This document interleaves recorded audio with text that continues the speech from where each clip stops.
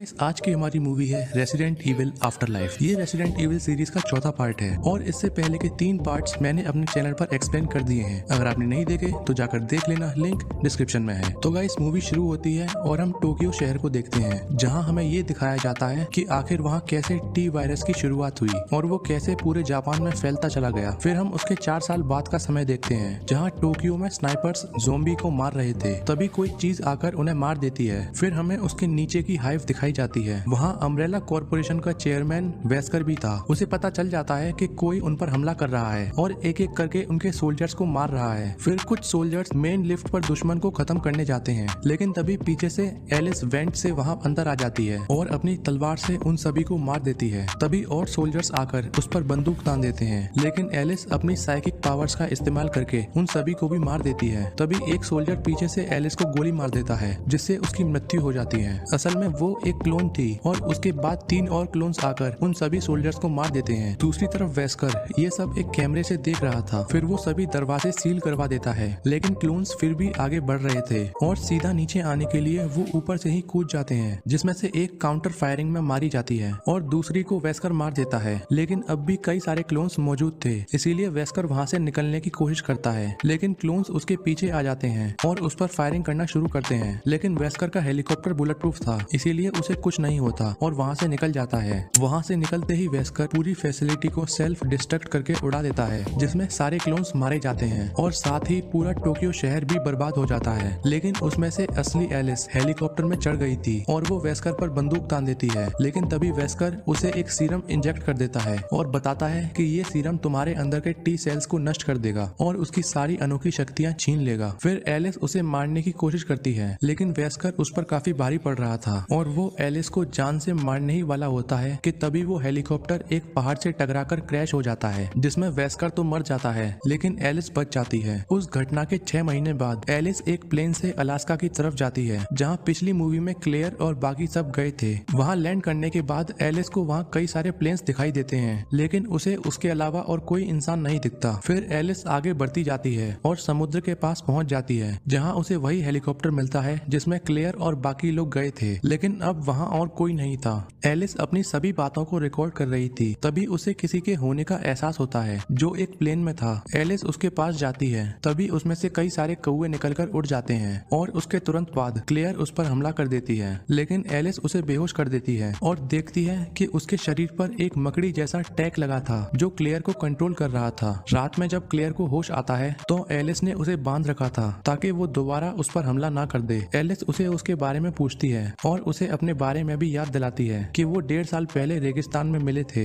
Alice ने उस tag को क्लेयर पर से निकाल दिया था, लेकिन फिर भी क्लेयर को कुछ याद नहीं आ रहा था, मानो जैसे उसकी पूरी याददाश्त ही जा चुकी थी। अगले दिन एलिस क्लेयर को लेकर अपने साथ प्लेन से जीवन की तलाश में निकल पड़ती है। दूसरी तरफ हम देखते हैं कि कोई उन पर नजर रखे हुए था। वो दोनों प्लेन से होते हुए लॉस एंजलिस पहुंच जाती हैं, जो कि पूरी तरह से तबाह हो चुका था। तभी एलिस को एक बिल्डिंग पर 4 लोग दिखते हैं जो वहाँ फंसे हुए थे, क्योंकि उनकी बिल्डिंग के चारों तरफ कई सारे ज़ॉम्बीज थे। एलिस उस प्लेन को बिल्डिंग पर लैंड कराने की कोशिश करती है, जिसमें पहले वो नहीं करा पाती, लेकिन दूसरी बार में वो उसे लैंड करा देती है। वो प्लेन नीचे गिरने ही वाला था कि तभी वो लोग उसे पीछे से खींच लेते हैं। फिर वो अपना नाम एक दूसरे को बताते हैं, जिनमें से एक था लूथर और एक बेनेट। उन्हें लगता था कि एलिस उन्हें बचाने आई है और वो उन्हें आर्केडिया ले जाएगी। फिर वो उन्हें एक शिप दिखाते हैं जो वहाँ से काफी दूर था और वही था आर्केडिया। एलिस को लगता था कि आर्केडिया एलिस का एक शहर है जो महफूज है, लेकिन असल में वो एक शिप है। फिर वो उसके बारे में क्लेयर को बताती है। तभी क्लेयर को कुछ विजन्स आते हैं, जिसमें कुछ लोग उसी शिप में उन्हें अलास्का में मिले थे, लेकिन उसे नहीं पता था कि वो कौन है। रात में लूथर एलिस को क्रिस्टल से मिलाता है, जो सभी के लिए खाना बना रही थी। वो सभी लोग जो वहाँ थे वो फिल्म लाइन में थे, लेकिन लूथर एक एथलीट था और वो बिल्डिंग जहाँ वो रुके थे वो एक प्रिजन था, जहाँ सिर्फ एक ही कैदी बचा था।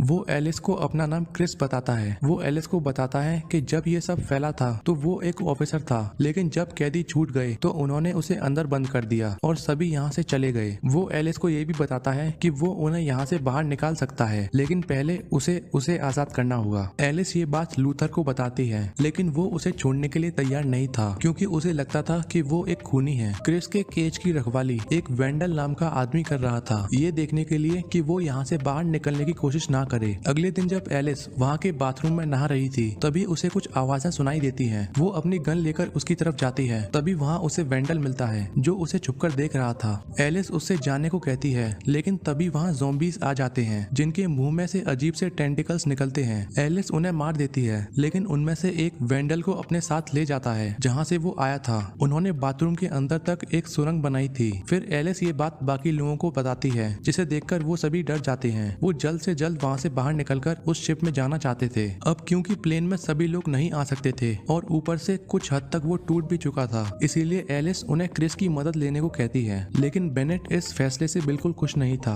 और अब क्योंकि क्रिस को पता था कि वहाँ से कैसे बाहर निकलना है, इसीलिए वो लोग उसे खोल देते हैं। वहाँ से निकलते ही क्रिस क्लेयर को पहचान जाता है। असल में वो दोनों भाई बहन थे, लेकिन अब क्योंकि क्लेयर की याददाश्त जा चुकी थी, इसीलिए उसे कुछ याद नहीं था और ये बात एलिस क्रिस को बताती है। फिर क्रिस उन्हें वहाँ के गैराज की तरफ ले जाता है और बताता है कि इसके अंदर एक टैंक जैसा मजबूत फायर ब्रिगेड है और वो सभी लोग उसमें बैठकर ज़ॉम्बीज को कुचलते हुए वहाँ से निकल सकते हैं। लेकिन उस गैराज का ताला जाम पड़ा था, इसीलिए उन्हें उसे खोलने के लिए उसे काटना होगा। उन्हें गन्स की भी जरूरत थी, इसीलिए क्रिस उन्हें बताता है कि वो तहखाने में रखी हुई है। तभी वहाँ एक बहुत बड़ा ज़ॉम्बी आ जाता है जो अपने हथियार की मदद से, जो कि एक तरफ से कुल्हाड़ी जैसा था और दूसरी तरफ हथौड़े जैसा, वहाँ मेन गेट पर वार करने लगता है। दूसरी तरफ क्रिस और एलिस हथियार लेने जाते हैं, लेकिन वहाँ लिफ्ट के नीचे के फ्लोर्स में पानी भर गया था और हथियार सबसे नीचे वाले फ्लोर पर रखे हुए थे। तभी क्रिस्टल वहाँ आती है और उन्हें बताती है कि वो अपने हाई स्कूल में स्विमिंग चैंपियन थी। फिर एलिस उसे और क्रिस को एक गन देती है। दूसरी तरफ लूथर उस बड़े वाले ज़ॉम्बी के सिर पर गोली भी मारता है, लेकिन उसे कुछ नहीं होता। दूसरी तरफ वो लोग उस ताले को काटने की भी कोशिश कर रहे थे। एलिस पानी में एक गहरी सांस भरकर नीचे उतर जाती है और एक टॉर्च का सहारा लेकर आगे बढ़ती है और उसके पीछे क्रिस्टल और क्रिस भी आते हैं। वो तीनों तहखाने की तरफ बढ़ रहे थे। तभी वो पानी से निकलकर बाहर आ जाते हैं। वहाँ ज़ॉम्बीज भी थे जो क्रिस्टल को मार देते हैं। एलिस और क्रिस उन्हें मारने की कोशिश करते हैं, लेकिन वो तादाद में काफी ज्यादा थे, इसीलिए वो भागकर आर्मरी के अंदर चले जाते हैं जहाँ उन्हें कई सारे हथियार मिल जाते हैं। दूसरी तरफ वो मेन गेट काफी कमजोर पड़ रहा था, लेकिन साथ ही में उन्होंने उस गराज को भी खोल लिया था। उन्हें वहाँ एक टैंकर मिलता है, लेकिन उसका इंजन उसके बाहर निकला पड़ा था, जिसे जोड़ने के लिए उन्हें पूरा हफ्ता लगने वाला था। तभी बेनेट एक आदमी को गोली मार देता है। दूसरी तरफ वो गेट भी टूट जाता है। एलिस और क्रिस वेंट से बाहर आते हैं क्योंकि उनकी दूसरी तरफ कई सारे ज़ॉम्बीज थे। बेनेट ऊपर जाकर अकेला ही प्लेन स्टार्ट करता है और वहाँ से निकल जाता है। बाकी सभी लोग उसे देखते रह जाते हैं। तभी वहाँ कई सारे ज़ॉम्बीज आ जाते हैं और उन सब पर हमला कर देते हैं, लेकिन वो लोग उन्हें मारते हुए अपने लिए एक रास्ता बनाते हैं और लिफ्ट से नीचे जाने की कोशिश करते हैं। और अब क्योंकि वहाँ पावर नहीं थी, इसीलिए एलिस उसे उड़ा देती है और वो सीधी जाकर नीचे पानी में गिर जाती है, जिससे वो सभी सही सलामत नीचे पहुंच जाते हैं। एलिस अब भी ऊपर अकेली थी और वो ज़ॉम्बीज से लड़ रही थी, लेकिन उनकी तादाद काफी ज्यादा थी, इसीलिए वो एक तार पकड़कर वहाँ से नीचे कूद जाती है। साथ ही उसने कूदने से पहले वहाँ एक बॉम्ब भी गिरा दिया था, जो उसके कूदते ही ब्लास्ट हो जाता है और एलिस लटकती हुई नीचे पहुंच जाती है, जहाँ उस पर कई सारे ज़ॉम्बीज हमला करते हैं, लेकिन वो उन सभी को गोली मारते हुए लूथर के पास पहुंच जाती है, जो एलिस के आते ही शटर बंद कर देता है। फिर वो सभी उसी रास्ते से जाने का फैसला करते हैं जहाँ से वो ज़ॉम्बीज वहाँ अंदर आए थे। सभी लोग एक एक करके वहाँ से निकल जाते हैं और बस क्लेयर और एलिस बचते हैं, लेकिन तभी वो बड़ा वाला ज़ॉम्बी वहाँ आ जाता है और उन पर हमला कर देता है। एलिस उसे मारने की काफी कोशिश करती है, लेकिन उसे कुछ नहीं होता, लेकिन वो उल्टा एलिस को ही बेहोश कर देता है। वो एलिस को मारने ही वाला था कि तभी क्लेयर उस पर गोली चलाकर उसका ध्यान अपनी तरफ करती है। फिर वो मॉन्स्टर क्लेयर पर हमला करता है, लेकिन वो उसके हर वार से बच रही थी। तभी उसे एलिस की शॉटगन दिख जाती है और वो उसे उठाकर मॉन्स्टर के सिर पर चला देती है, जिससे वो गिर जाता है, लेकिन फिर दोबारा उठकर उस पर अपना हथियार फेंकता है, जिससे एलिस क्लेयर को झुकाकर बचा लेती है और फिर उस पर एक और बार शॉटगन से हमला करती है, जिससे उस ज़ॉम्बी का सर उड़ जाता है और वो आखिरकार मर जाता है। उसके बाद वो दोनों भी उसी सुरंग से नीचे जाते हैं। क्लेयर एलिस के आगे चल रही थी, तभी आगे उन्हें लूथर मिल जाता है, जो उन्हें शांत रहने को कहता है क्योंकि उनके आसपास ज़ॉम्बीज थे। फिर एलिस, क्लेयर और क्रिस वहाँ से बचकर निकल जाते हैं, लेकिन लूथर को ज़ॉम्बी अपने साथ पकड़कर ले जाता है। उसके बाद वो तीनों वहाँ से आगे बढ़ते हैं और फिर एक बोट की मदद से आर्केडिया तक पहुँच जाते हैं। जब वो तीनों उसके ऊपर जाते हैं तो उन्हें वही प्लेन दिखता है जिसमें से बेनेट वहाँ आया था, लेकिन वो क्रैश हो चुका था और खुद बेनेट भी वहाँ नहीं था और तो और उन्हें वहाँ और कोई भी नहीं मिलता।